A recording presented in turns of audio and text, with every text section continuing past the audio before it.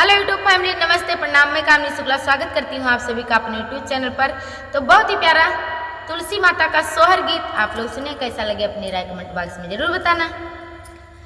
कौने मास तुलसी जनमा भइले, कौने मास हरियर, कौने मास हरियर हो राम, कौने मास हरि सांगा ब्याही तौ तुलसी बाड़ी हरियर, तुलसी बाड़ी हरियर हो राम, कौने मास हरि जी से ब्याही तौ तुलसी बाड़ी हरियर, तुलसी बाड़ी हरियर हो।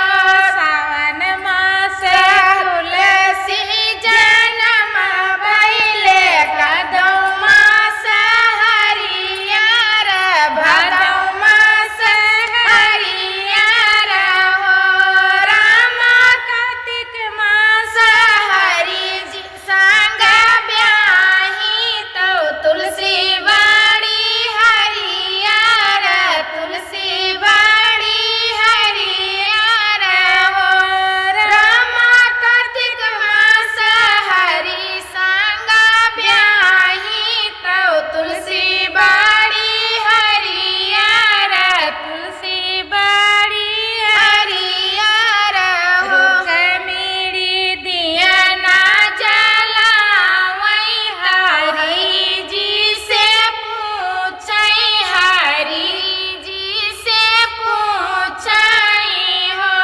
हरि कौने गुण तुलसी लोभान्यौ, तुलसी बाड़ी हरियर, तुलसी बाड़ी हरियर हो राम, कौने गुण तुलसी लोभान्यौ, तौ तुलसी संग ब्याह्यौ, तौ तुलसी संग ब्याह्यौ हो। हरि जी बुआलै बचनिया, सुनहु रानी रुक्मिणी, सुनहु रानी रुक्मिणी हो रानी, तुलसी तौ प्राण पियारी, तुलसी संग ब्याहन, तुलसी संग ब्याहन हो रानी, तुलसी तौ प्राण पियारी, तुलसी संग ब्याहन, तुलसी संग ब्याहन हो।